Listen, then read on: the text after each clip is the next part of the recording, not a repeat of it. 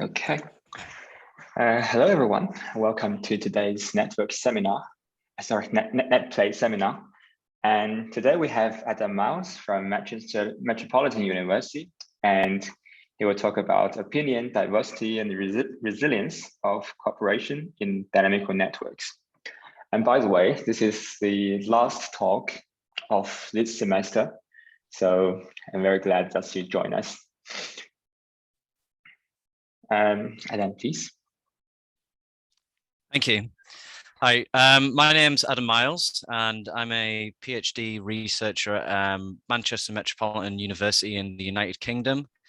And one of the areas of my work that I'm quite interested in is factors that can potentially affect cooperation in cooperative groups.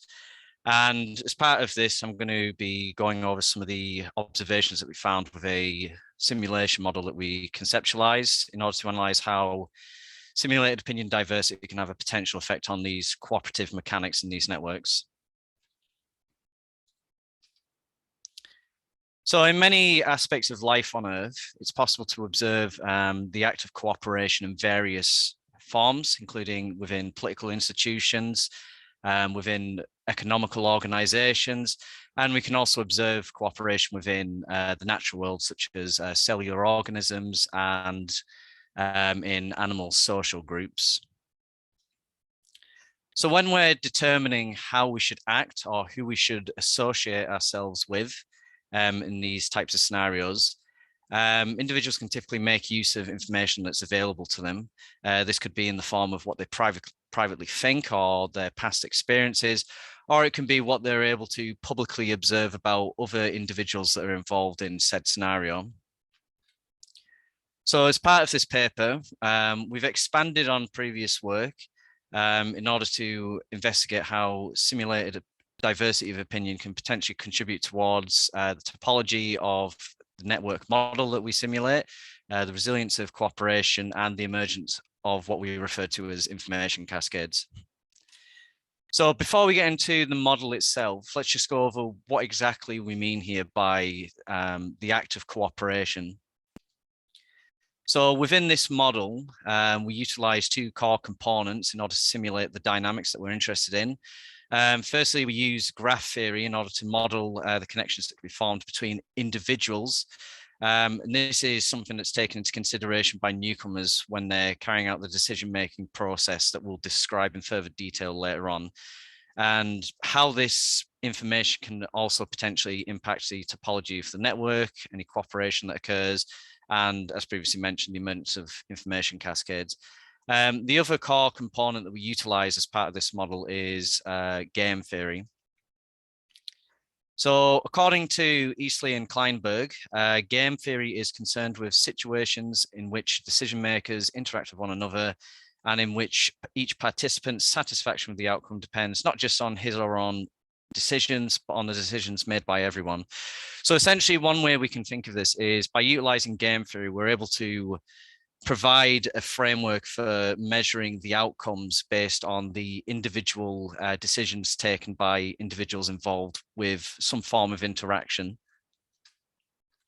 So cooperation itself within game theory, we typically think of this as an individual producing some form of benefit or commodity that can be utilized by others. And in doing so, this act will come at some personal costs.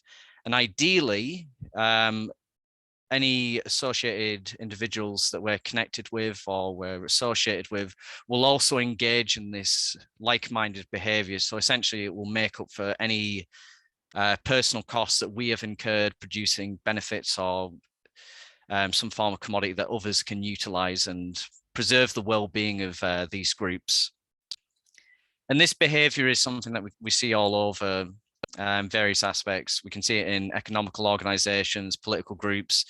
We can see it in quite a hot topic at the moment is global warming. So naturally, we've had all kinds of agreements trying to cooperate towards mitigating some of the effects that we've had on the planet over the last 200 years or so.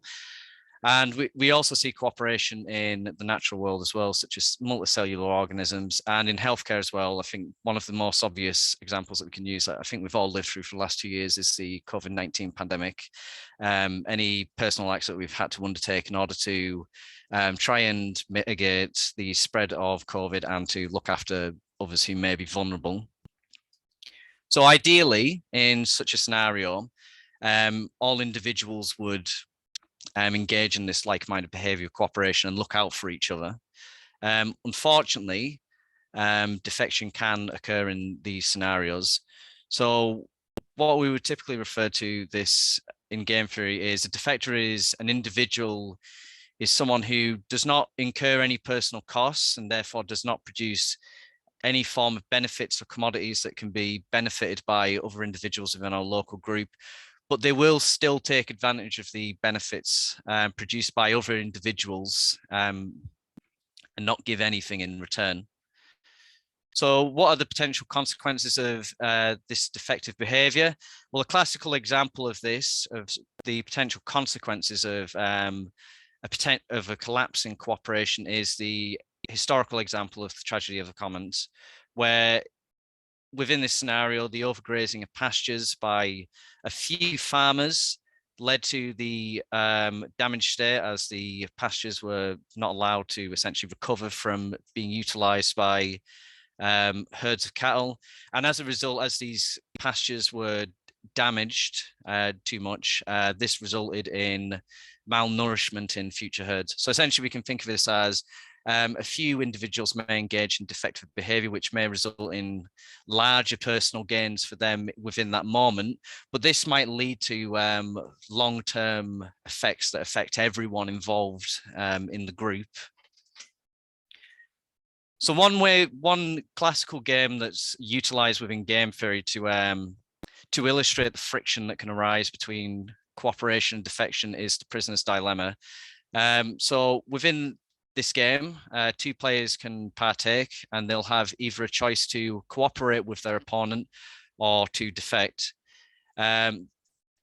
Should both players cooperate, they will receive something, as seen within this matrix here, within the bottom right cell.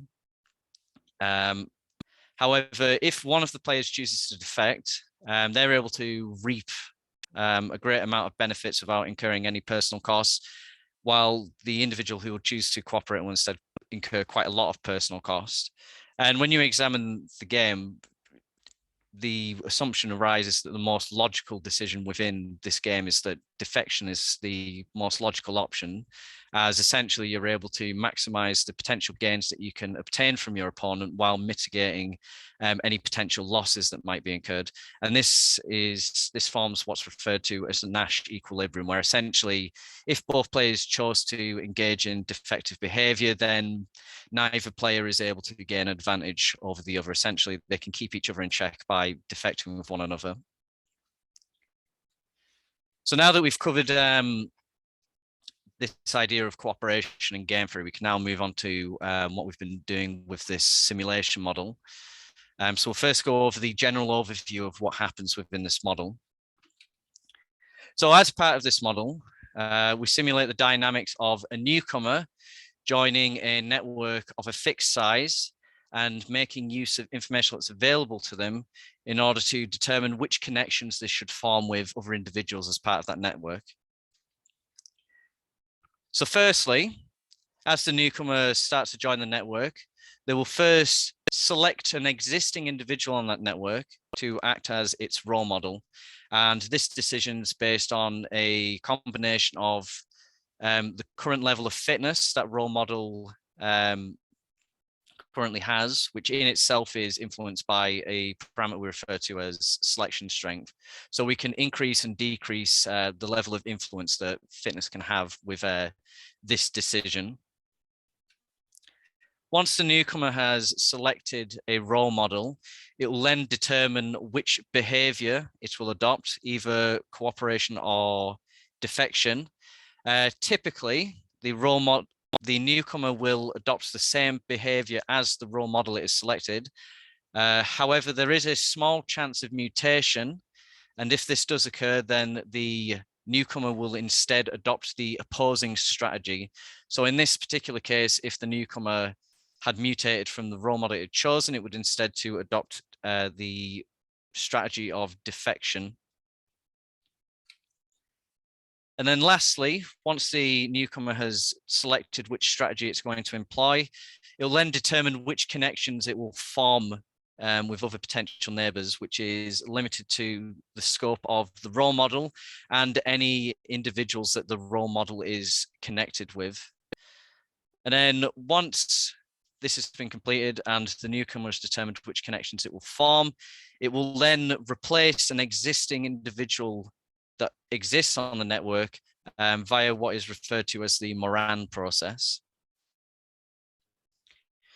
So as previously said, as newcomers join the network, when they're selecting which individual will act as its role model, there's typically two metrics that will influence this. So firstly, there is the sum payoff of a node, which is received as a result of a node playing a round of the prisoner's dilemma with each of its neighbors, and it's the sum payoff as a result of that interaction.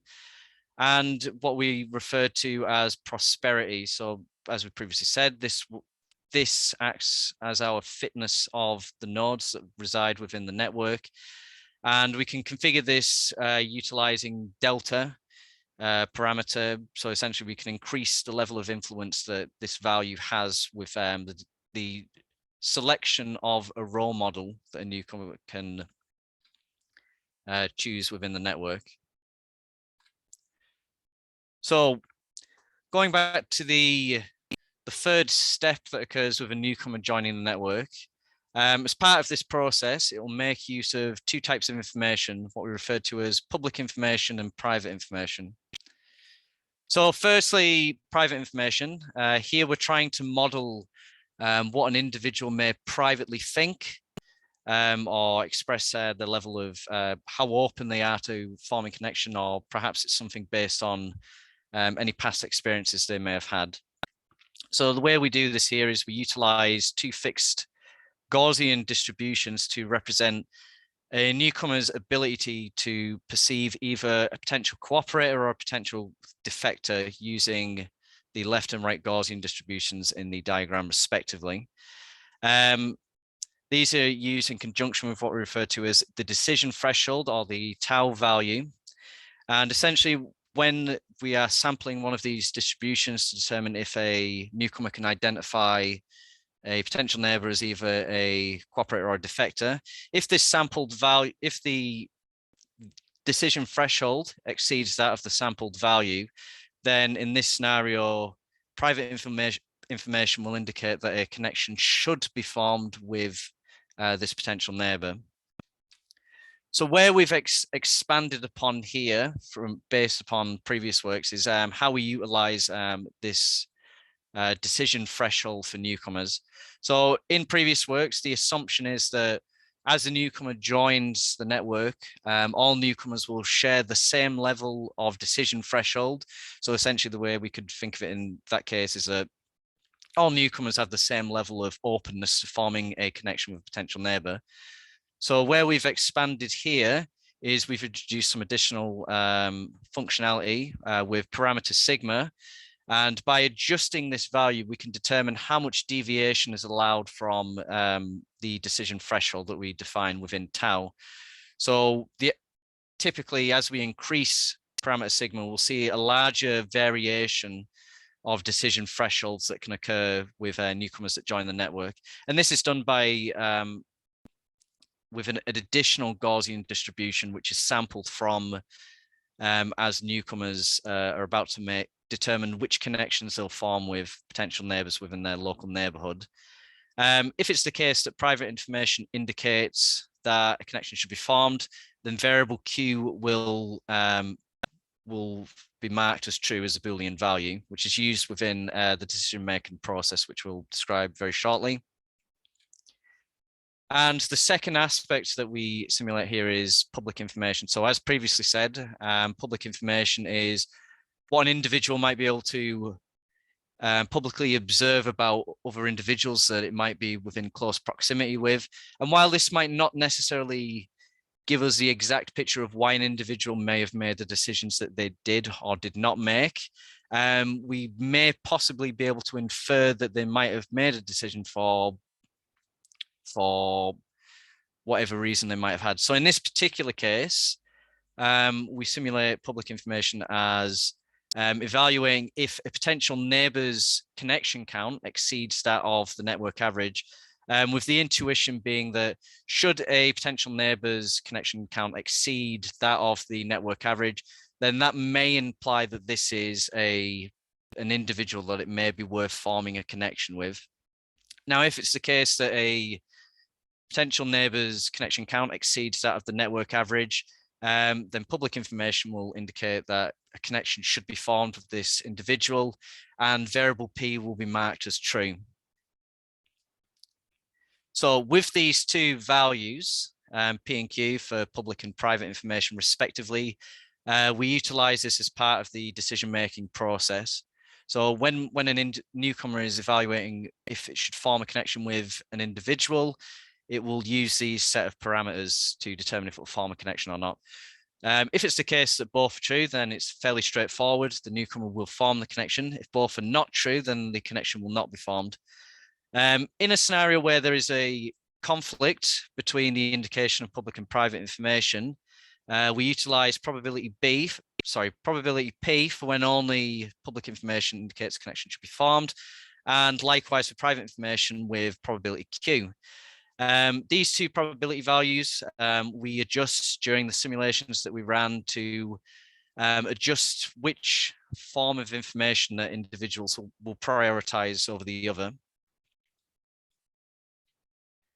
As part of our model, we record 4 metrics in order to evaluate the effects of particular network configurations that we simulate. So firstly, we observe the cooperation, which we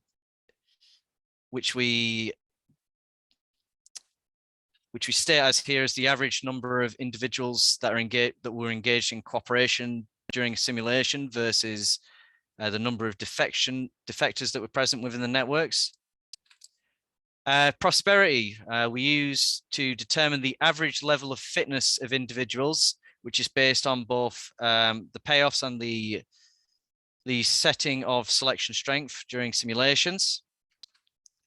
We observe the average number of connections that were formed between individuals during the simulations.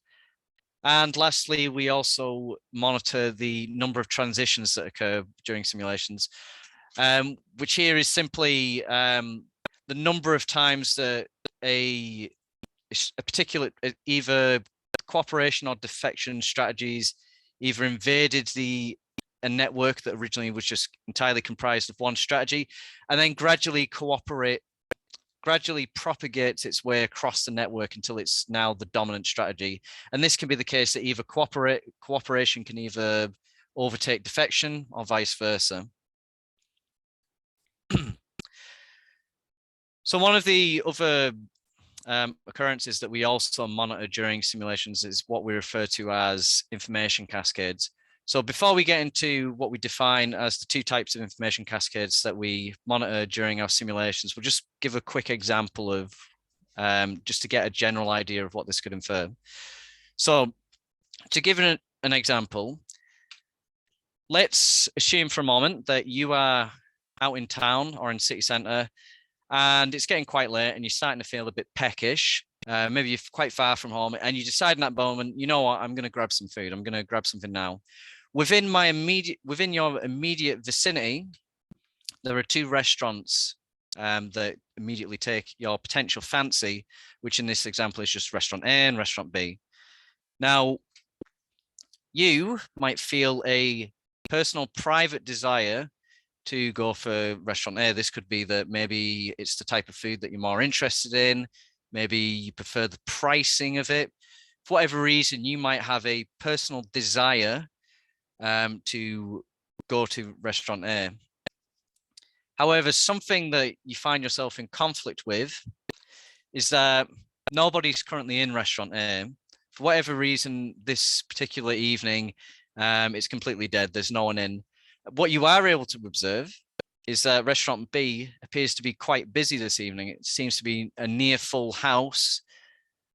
So from this, you could potentially infer from these other individuals who have made this decision that maybe restaurant B is more worthy of your time than restaurant A is, potentially, or that perhaps they've already tried restaurant A and that they might themselves prefer restaurant B now. But the important factor here to remember is that we don't know the private decision that they themselves had, why they arrived at the decision to go to restaurant B.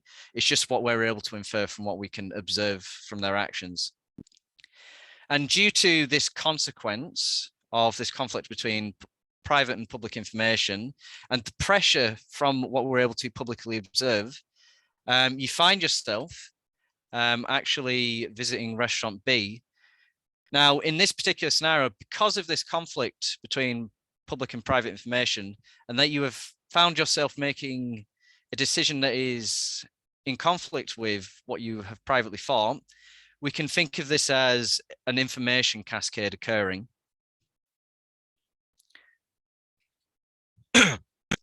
So within this model, we define two different kinds of information cascades, P and N cascade. So for P cascades, we consider these to have occurred within the network when public information indicates that a connection shouldn't be formed for whatever reason. It might be that there's not enough connections going to it, but privately, we've made the correct assumption that we should form a connection with this individual, which in this case is because they're a cooperator and connecting with a cooperator would be beneficial to us. But because of this lack of indication from public information, we find ourselves not forming a connection with this cooperator. And the inverse of this is the N cascade, where our private information has correctly indicated that we shouldn't form a connection with this individual because they're a defector and it wouldn't be beneficial to us. But this individual might have a fair amount of connections, and we might infer from that, okay, maybe it's worth forming a connection with this individual. And as a result of this conflict, we go ahead and form a connection with this defector anyway. And then this forms what we refer to as an N cascade.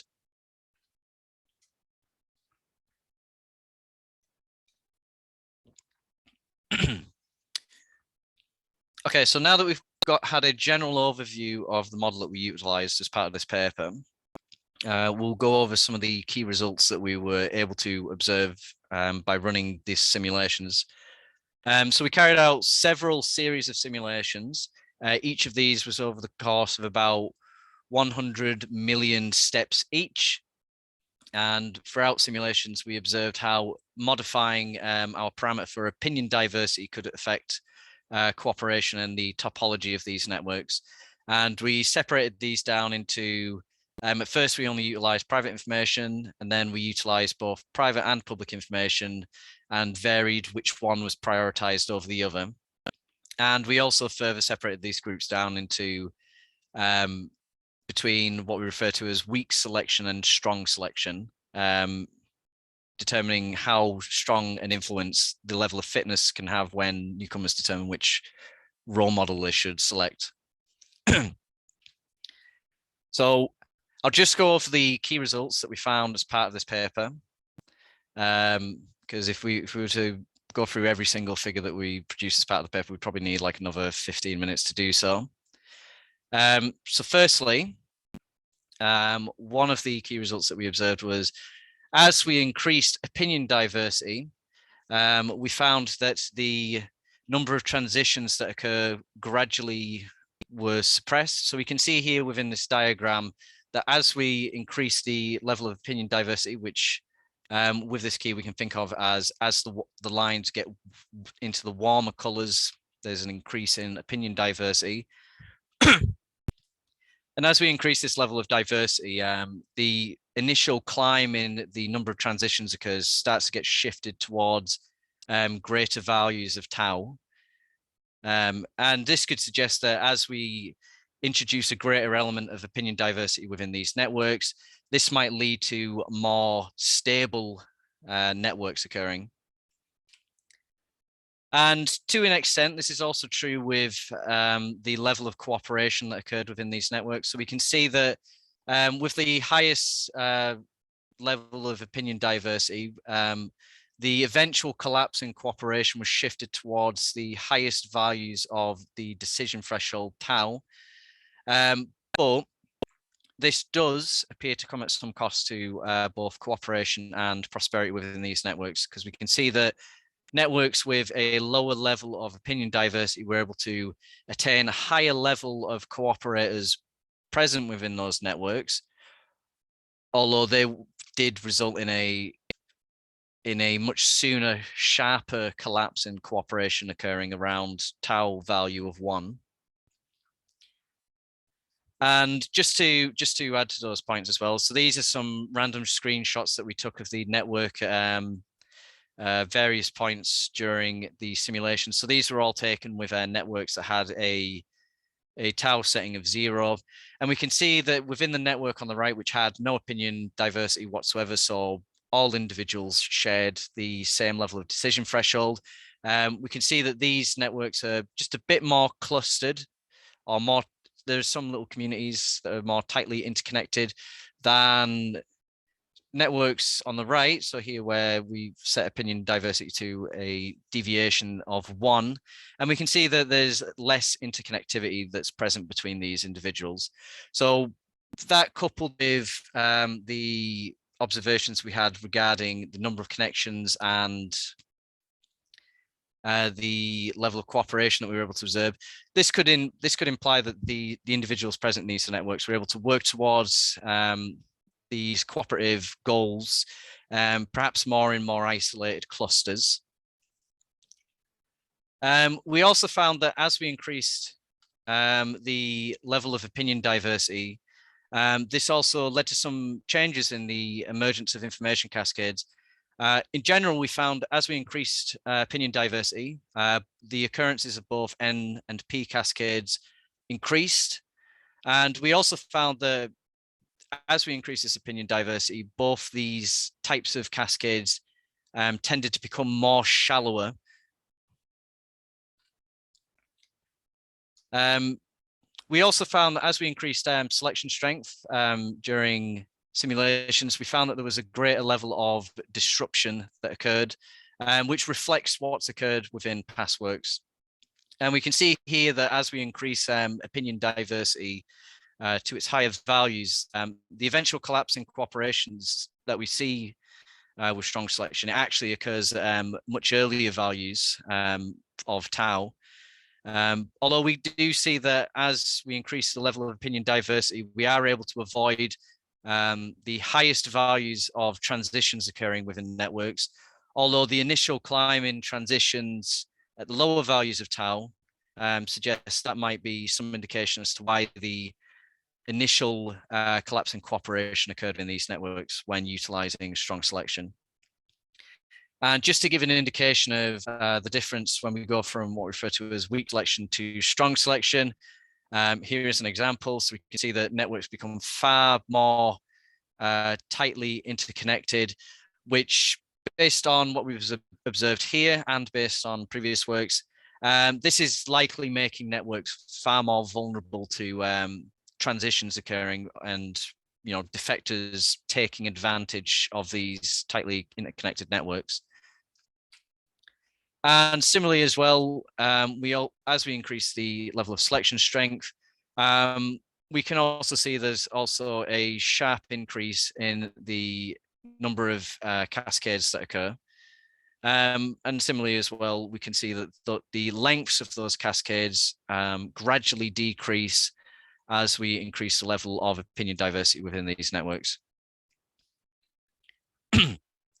So in conclusion, we can observe that from this simulated diversity of opinion, this can have a number of effects on the dynamics of these cooperative networks.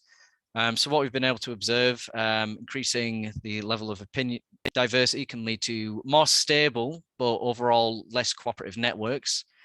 These nodes may have been able to contribute towards these cooperative efforts, albeit in more isolated groups, which may have also contributed to reducing the number of transitions that occurred. And by increasing this simulated diversity of opinion, this can also lead to more frequent but shallower information cascades occurring within the network. So for future works, we make a few recommendations. We make the recommendations that some additional mechanics may be considered for private information in future work. We suggest reinforcement learning could be applied as part of the individual decision-making model that we've conceptualized here. We also suggest that, if possible, to apply the mechanics of this model against real-world data sets to understand how this information can affect cooperation, be it from Twitter trends or from COVID-19 data sets. And it may also be of interest as part of future works to consider how we can apply the dynamics of this model to other areas, such as different types of games within game theory, such as coordination consensus games, such as Stag Hunt and Public Goods Game, and to apply it against real world scenarios, such as global warming and scenarios that involve garnering political consensus. The full publication for this paper is published to MDPI in the Mathematics Journal as part of the Network Science section. If anybody wants this following this presentation, I'm more than happy to email that to you if there's any trouble with downloading it for whatever reason.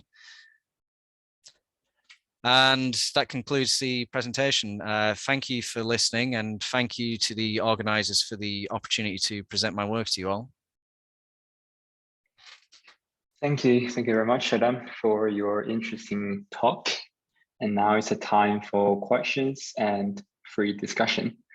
So if anyone has any questions, please just unmute yourself.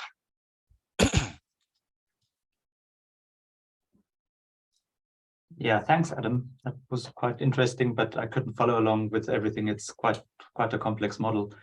Yeah, I was wondering if you looked at perhaps how centrality of nodes could influence the, let's say, the probability of a newcomer to attach to a certain part of the network. Because when we think about centrality, it's usually that very central nodes are somehow more attractive, somehow have access to special resources or information flow. And I would think that more central nodes would somehow be attractors. Absolutely. So that would be so as part of the decision-making process, that when a newcomer determines which role model it's going to select, so they don't use any form of centrality metrics to determine which role model that they should select. But we could possibly infer this from the level of fitness from a node. So, for example, in networks where nodes might have a higher level of fitness, from this we may be an individual might be able to infer that its role model has a greater level of connectivity within the network than other nodes, because if an individual wasn't connected with many nodes, then it would have a lower level of fitness. And via public information as well, where we're able to, where a node will evaluate the current number of connections that a role model has, or any potential neighbors, it's determined who it should connect with. It is a good point about the centrality metrics, though. My supervisor and I are currently in discussion about a model where we are considering utilizing various network metrics, such as betweenness and closeness, can have an impact on the dynamics that we're wanting to simulate as part of the future works that we're currently discussing at the moment. Interesting, yeah, thanks.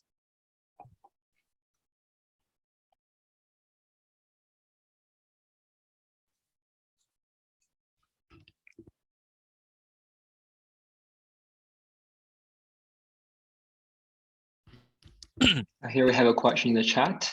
Thanks for the very nice presentation. Is there any reason why tau is between -2 and 2? In some of your curves, limiting the range of tau cuts some of the peaks. It would be interesting to see the full peak. Thanks for your question. So the model that we defined here is based on previous works. Yeah, there we go. Which is where the tau values were set between -2 and 2, and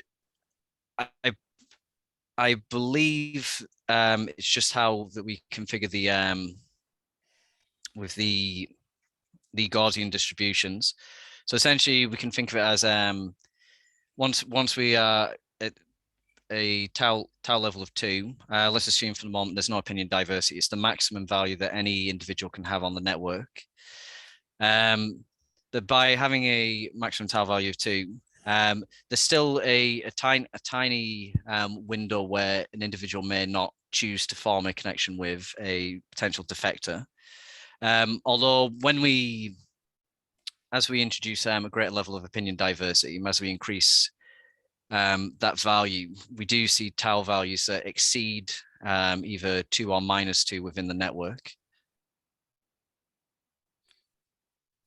Does that answer your question? I just want to make sure I'm reading that correctly.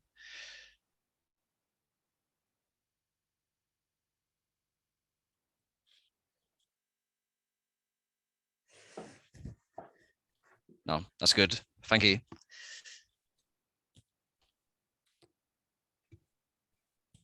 Hi, can you hear me? Hi, Magni. Yeah, thank you very much for the talk. I have a general question, because with this kind of model, to validate them in a social, let's say, in a social environment, will be, I guess, very, very difficult, because it's very engineered. And sometimes too, I mean, this can be validated in a controlled social environment, where you do an experiment with people. You say, okay, you can form link with each other. You can you have this information and blah blah blah. But what the question is, what if you don't have access to this kind of experiment? How would you extract information, data that could fit your model? Okay, could be good for your model, but where there are also other processes going around that you cannot detect? Okay, that's a great question. So with the model that we've conceptualized here is, like you said, it's quite generalized. We hope that as part of future works, we might be able to apply this type of model to other scenarios. Currently at the moment, where with the model that I mentioned in one of the previous questions, we are taking into consideration some of the mechanics that can influence the decisions that individuals may make for whatever reason within networks. Within the particular model that we're discussing at the moment, there's 3 social mechanics that we're attempting to influence, that of what's referred to as social loafing, contagion, and inertia. And we've based this on previous works, which we've been looking through and discussing with the researchers who carried that out. In terms of how this model could be applied to other works, I could not say for sure unless there was a specific avenue that we had in mind. As I said, with the current future work that we're considering at the moment, that was based off past experiments that they carried out with human subjects, and we've had some back and forth with the people who've run that paper. Yeah, I couldn't say anything for sure. It would likely depend on the specific social mechanics that we'd want to simulate.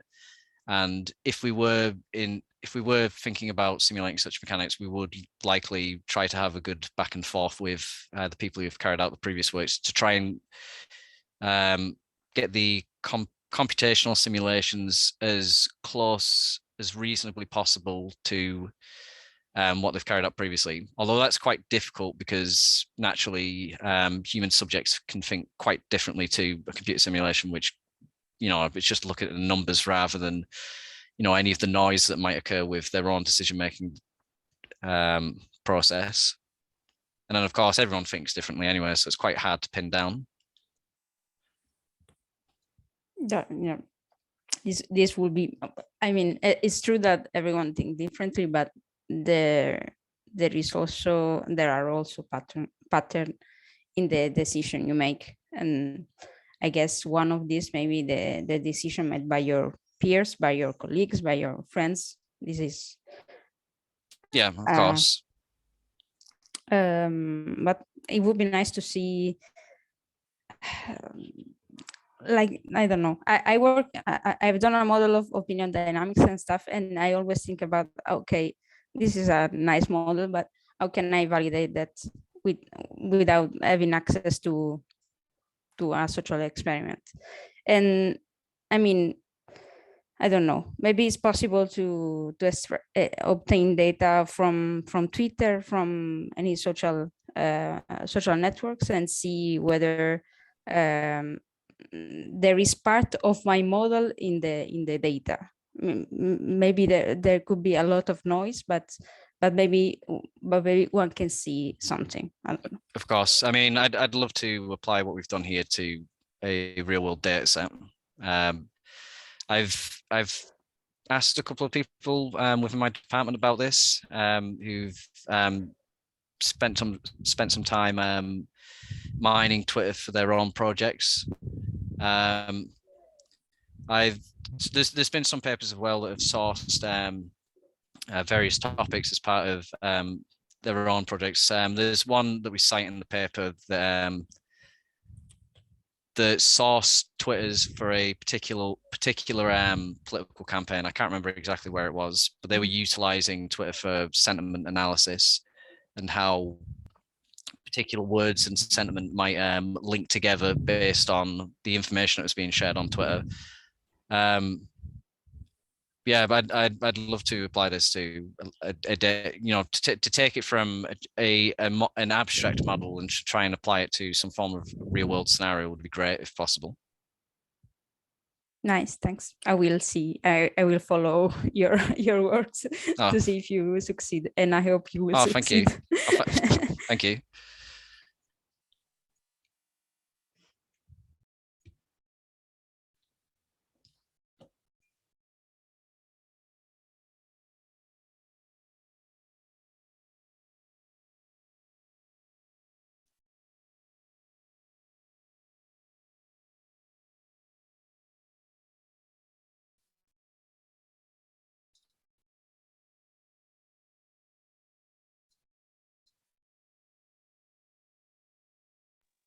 Aline, you are muted.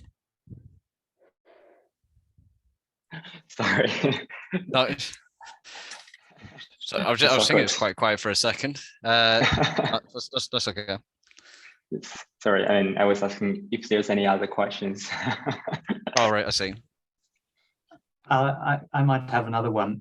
We like to talk occasionally about problems that people faced during their research, and I was wondering what were the kinds of problems that you were facing, for example, with consideration to the network size that you simulated? Yeah. So when I started this project, I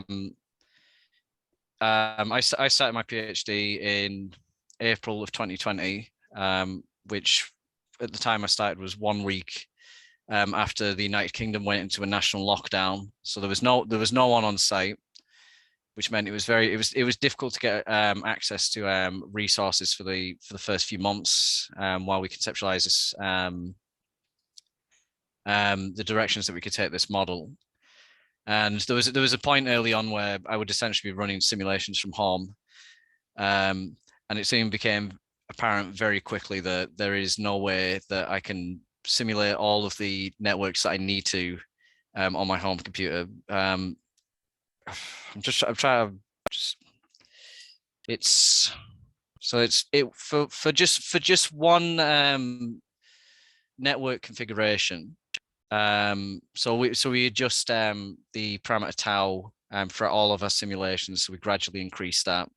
But just for one particular network configuration, so the current balance between public and private information, the current level of selection strength, and the current parameter for opinion diversity required 41 simulations, and each one of those simulations would take upwards of 24 plus hours.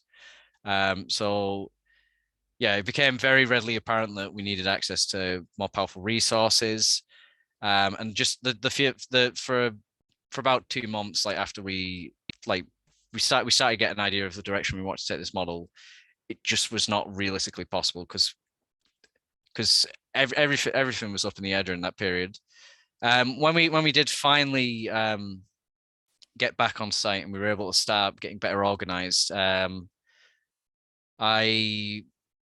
got in touch with our department's tech department, and we were able to start getting this model running on our distributed computer system that we have on the campus, which was a great start. Although the downside is because of the sheer amount of simulations we needed to run, and for the amount of time that each one needed to run, it took a fair amount of time to get the data that we needed as part of this paper. And so we sought out other avenues of trying to get some additional computational power to run the simulation models on. We managed to get some server space with Google. They had a program where you could send your proposal for how you'd like to utilize their resources. So we sent over the abstract of this paper and what we wanted to use it for, and then they sent over some simulation. They sent over some credits that we could utilize. So we were able to get some additional computational power and run some more simulations through that. And yeah, it's been a similar story for another paper that we've been working on, which we're in the final stages of at the moment. So I can't say too much about that until it's finalized. But again, it was a similar story there. We're trying to secure the right computational resources so that we're able to process the number of simulations that we need to. But our department as well has been trying to secure some additional resources from Amazon, I believe. And for the next step of this project, following the current paper that we're working on, we will be approaching them about that to see if we can try and get some additional resources to run these simulations on. But yeah, if I could summarize, the two major problems that we had trying to carry out this project was the first few months of COVID, it was absolute havoc and nobody knew what was going on. And then, nice normal problems following out of just trying to get some computational power to actually run the simulations on.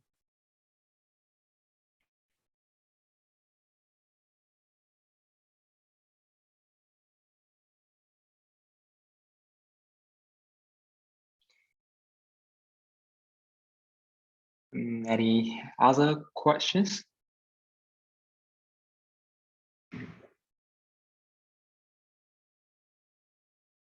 Okay, if there's no questions, first, let me thank you, Adam, again for this great presentation, also for sharing your difficulty you had in your research. And I believe maybe your solution or your experience will help some of the people in the audience to overcome their difficulties, or at least get some information for that. And thank you all for coming to this seminar, since there will be the last one in this semester. And thank you for your support for this whole semester and this new, let's call it program, a new seminar. And I guess we'll see you again in this September. Later on, I will upload this video to YouTube as usual. So thank you very much and see you in several months. Bye-bye. Bye. All right. See you in September. Thank you for letting me host the talk.